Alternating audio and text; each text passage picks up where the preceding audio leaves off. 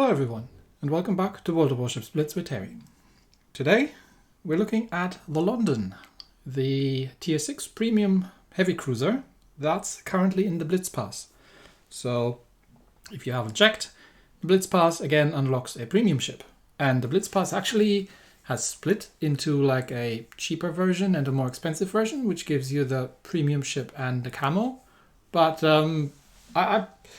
I think $15 for a premium ship is a pretty good deal, plus all the resources you can get. Plus I have some time to actually do this month. So, you know, that's what I'm up against. The London is a county, or was a county class cruiser. And these were British treaty cruisers. So they had to adhere to the tonnage limit of the Washington Naval Treaty, and that would have been 10,000 tons. Now, the British had, well, how do I put this? Slightly unique problems, because they had a vast amount of sort of colonies and empire going on, and lots of trade routes. Plus, they're an island nation, so they had a similar problem to the Japanese in that they were heavily reliant on shipping. So their cruisers and other ships were usually designed for long-range endurance, these sort of things. So the county-class cruisers ended up just being almost 10,000 tons with the guns and everything else in them. And they didn't have too much space anymore for armor plating, so they left that out in the beginning. Now the London here was actually refitted later on, and we can tell in game that this is the refit version because she only has 2 smokestacks. I think the original got 3, so she has a completely different superstructure. They scraped that off and put a new one on, and through weight savings, they actually managed to put some plating on some armored belt plating on the sides of the ship.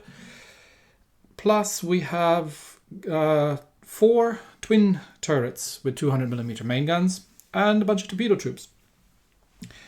So was that a successful design? Kinda not. So especially the refit on the London, which was supposed to be a template for the rest of the county class cruisers, it caused a lot of problems because again the ships were initially built to be lightweight and to fit as much ship as possible within the 10,000 ton limit, which means that the new relatively heavy, bulky superstructure caused a fair amount of stress to the hull, and that led to cracks and all kinds of other problems. So it took them a while to sort this out, and by the time they had figured it out, they didn't have war was on, and they didn't really have the resources and time to refit the other county classes. Now, there's a relatively interesting, before we get started on the actual details of the ship, there's a relatively interesting thing here in that the Exeter, the Tier 5 heavy cruiser, is actually a subsequent design. It's a York class heavy cruiser. It's a subsequent design to the county class because they figured, all right, so if we have an overall total of limit of tonnage, and what if we made even smaller cruisers? We could fit more in them because, again, the problem that the British had an awful lot of ocean to cover, being that they were seeing themselves as the masters of said ocean and everything. So they built smaller. They had a smaller design following up on the county class, which was these things. But back to the London. Now, what does the London look like? We have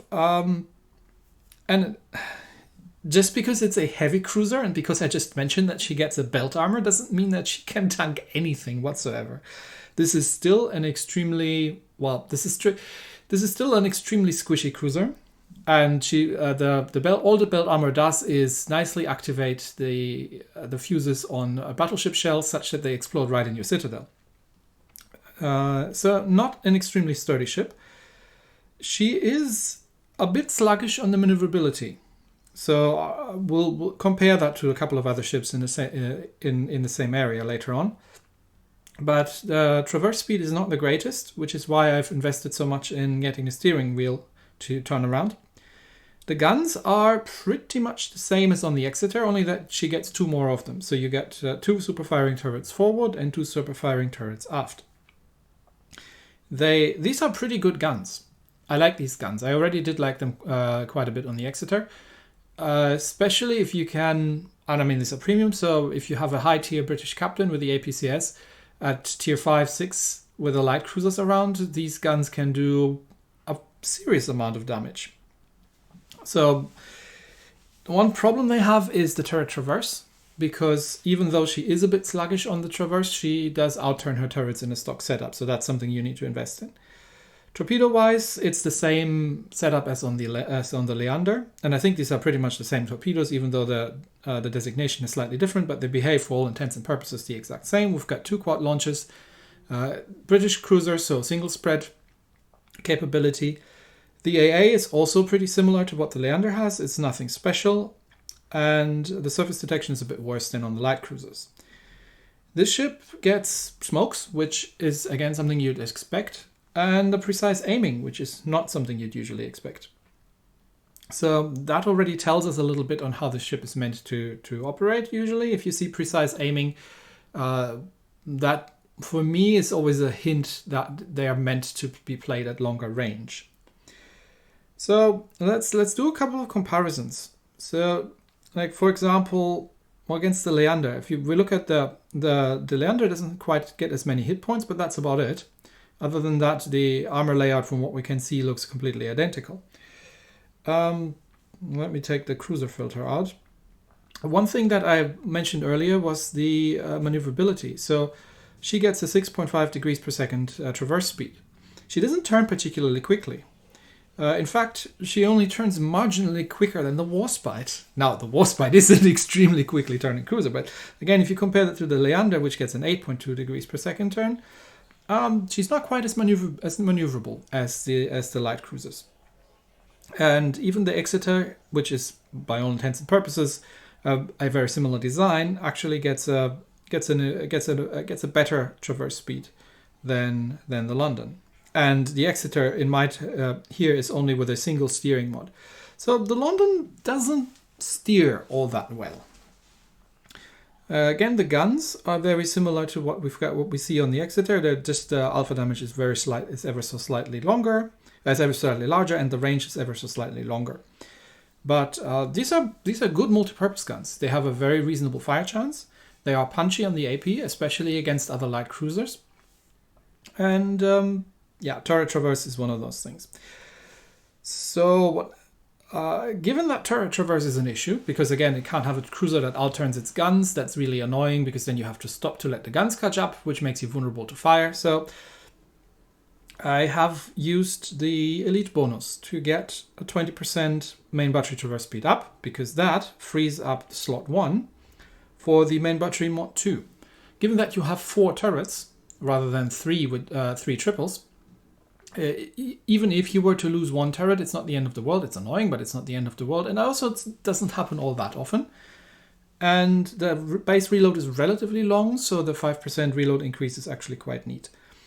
Again, mentioning that the ship itself, once you have the rudder all the way to one direction, takes a little bit of time to get around the corner. I have invested both slots into steering wheel mod. The propulsion mod obviously would have been nice in slot 2, but I decided to go this way. It's still, I think they're both viable setups, especially if you play more at range. But you're a cruiser. You don't always have that luxury. Against destroyers, the usual 200mm rules apply. So if you are fighting destroyers at close range, the armor piercing will overpenetrate, and you're going to have to switch over to the high explosive. Otherwise, the AP at mid and long range against destroyers is pretty devastating. And again, light cruisers are especially again at closer ranges, are targets that you can really do a lot against. Given that's a premium, I've just borrowed David Beatty here, who usually sails on the hood, but he's a multi-purpose commander because he also gets the improved Mistweaver skill. So he's quite comfortable sailing on a cruiser from time to time instead of having his battle cruiser shot from underneath him.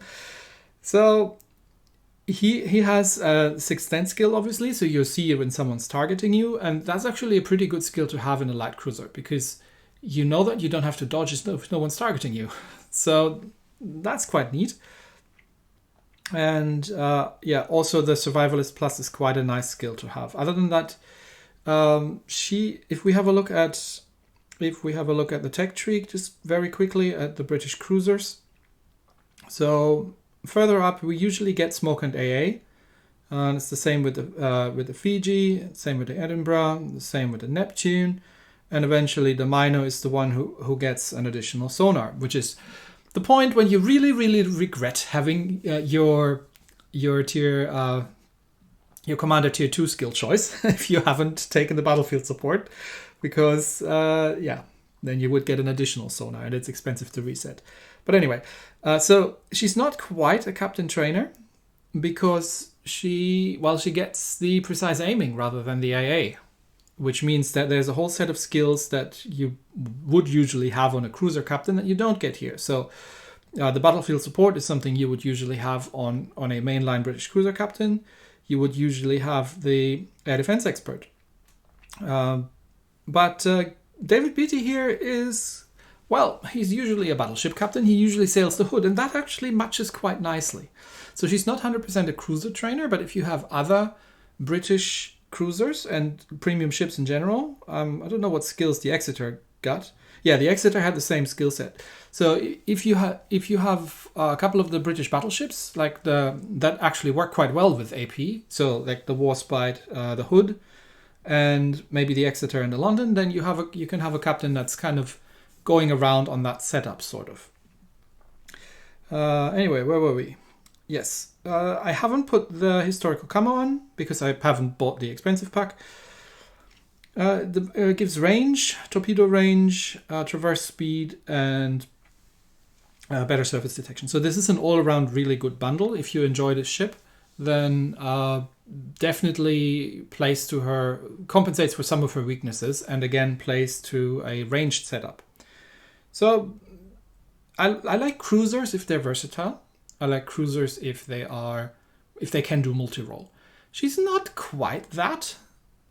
She's a bit quirky in that she's really, really allergic to battleship shells, and she doesn't quite have the maneuverability to dogfight destroyers that easily, but a lot of things compensate for that. So the smoke screen can be used for turns, the torpedoes can keep destroyers at bay, all these sort of things. So this is not a terrible ship, but she definitely has her weaknesses. So let's get into a battle and see what we can do. All right, we are top tier, and being top tier is good. She quickly degrades when she's bottom tier. If you're faced with tier 7 ships, she doesn't hold up that well, in my opinion, because she is a relatively squishy target and not super maneuverable. She's a bit like the Alba in that regard. She holds up very well if she's same tier or top tier, but bottom tier, it's getting tricky. Anyway, we are playing Big Race, and there looks to be a relatively dangerous... It's hard to tell because it's the beginning of the month, but league-wise, a relatively dangerous division over here. 2 Siriuses and another London. Okay, so let's see what we can do. Now, you're not primarily on anti-destroyer duty, and we only have an Okhotnik here, so that's not really that much of a danger. But against light cruisers, you're usually pretty effective. So if I can get my hands on one of the Siriuses, that would be nice. All right, not only having one Okhotnik in the enemy team means I don't have to escort the battleships, which means I'm probably going to head over towards Sea Cup and see if we can grab that. Because I think this is a mirror spawn, so the enemy team isn't necessarily positioned to rush one of the further cups, and the same way that we are. So you can encounter enemy ships here. They usually come around that island over there if the enemy decides to push sea, but it's not frequent. So oftentimes you can, if you're in a relatively fast ship, you can grab Sea Cup for free. Now, you do have to be a little bit careful, because if there's a battleship coming around and you're in one of those things. But again, that's what I have smokes for, so I can be a bit more aggressive than I would usually be. It looks like one of our other cruisers hasn't quite woken up yet. And the rest of the team's heading towards A and B. Alright, now let's see, let's grab C and then just be a bit careful. I'm sailing the slightly Canadian looking camo here. Okay, B caps, enemies capping B, no one's in C. I'm not spotted, so okay. Looks like we're pretty much on our own and this was a free cap. Okay, you really want to do this because C cap's a little bit out of ways, and if you can grab it for free, then you can get quite some points in. Okay, Iron Duke, battleships, I'm going to switch over to the high explosive. The high explosive is pretty good. The fire chance is very reasonable, and you can do a decent amount of damage. Okay, there's one of the Siriuses, so I'm going to have to watch out for that one. See if I can set the Iron Duke on fire. And just get behind the island and see if I can drop some torpedoes in his way as well. Okay, unfortunately no fires. But is he coming around the corner there? It's at the maximum range of my torpedoes, but he's sailing in that direction, so let's just sneak up here. I'm unspotted. Okay, now I'm spotted again, so he should know that there are torpedoes around. I'm just going to send them out in a single file. Okay, there comes the Sirius, so I'm going to have to switch over to armor piercing and deal with that Sirius. He's on relatively low health, so that's no problem, even if he wasn't. I'm going to get one more shot off at the Iron Duke. I think he's reversing, but I think that's just going to hit his nose. Well, he takes 3. That's not too bad. Okay, Sirius is firing armor piercing, which is a good choice, because it's a very lightly armored cruiser. So I'm going to use my first... and double Citadel. Yeah, there comes some Sirius torps. I presumed they would be coming. He knows where I am, but he doesn't stand a chance. So, not against these guns. If you are in a light cruiser, in a Nuremberg, in a Makarov, in a Sirius, in any of these things, hell, even in a Dallas, you want to be careful with these guns, because the armor piercing can and will do a relatively decent amount of damage, especially if you've got the APCS, which I don't have here, but I've tried this with my Minor Captain. Alright, now the Iron Duke needs to die. He's not shooting at me, so I can turn. Okay, there's another cruiser behind me. So that's a little unfortunate, because there's 2 of us against 1 ship, which means the rest of our team is under strength. But we're 1 ship ahead, so this should be okay. We do need B-Cup, though. So let's see if we can burn down the Iron Duke. And maybe our destroyer over there can get B back. Well, we'll see. What do I have with me? A Leander, okay. We hit the enemy. So even the high explosive against the superstructure can do full penetrations, and a 7% fire chance is nothing to sneeze at, if you get lucky, that is. But you do a decent amount of damage as it is as well. So the gun angles themselves are not great. You do need to give an awful lot of broadside if you want to... Where's that Iron Duke heading? Well, you do need to give an awful lot of broadside if you want to get all 4 guns on target. So you see, even on this angle, I'm only having 2 guns available. Now I got 4 guns, so that's a pretty steep angle. Okay, someone's targeting me. That might be the Iron Duke, because the Leander just smoked up, so he can't see me. But I'm behind the smoke, so he can't see me either. Okay, Leander smoke expired. We're cupping B, so that looks good, but we're down to 3 ships on 3. Okay, he's on fire. He damage cons.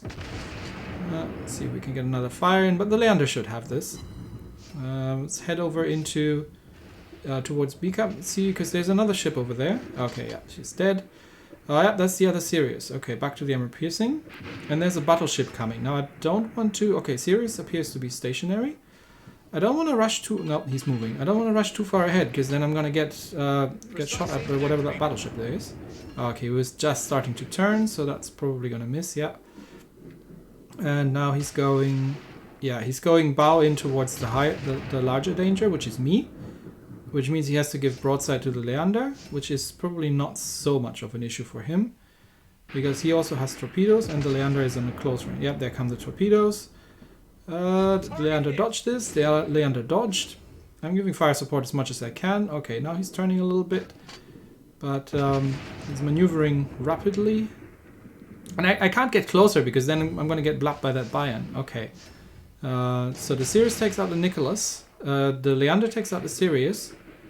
And, oops, the Sirius takes out the Leander. That means I'm the only one left here. Oh, that's awkward. Okay, time to pop a smoke. How are we on points? We're holding 2 cups. The Bayern's gonna cup. Okay, fire on the Bayern. That's good. But he's gonna cup B. We're 30 points ahead. We've got a minute to go. This is gonna be close. Okay, see if I can get a... I'm not sure I can burn down the Bayern in a minute. And the Bayern can very much kill me in a minute. So... Okay, who put that island there? It's awkward. Yeah, what is that? Stupid islands, get out of my way! Because I don't want to die. I think we've got this on points, even with 2 cups, because we're still 30 points ahead, 40 seconds. 3 points, so that should just be enough. I just need to get behind this island so the Bayern can't block me, because I don't have enough time to burn him down, and rushing him would have been too dangerous, because again, not very well armored ship. So I'm just gonna stay behind this and see if I can just, yeah, there he is. I'm gonna just dodge the shells if they're coming. Yeah, so 703.96. Yeah, we've got it some points. Yeah, that was I planned that all along now. No luck involved here at all. Yes, so you can rush battleships, but it is extremely dangerous, because even tier 5 battleships can one-shot you almost in this thing. So you do have to be very, very careful, and if you want to rush them, you have to be sure that you can kill them with your torpedoes. Otherwise, yeah, you don't have much of a chance. So that's the London. It's a better Exeter. So if you enjoyed the Exeter from just a while ago in the Blitz Pass, then London is probably something that you're going to be enjoying as well.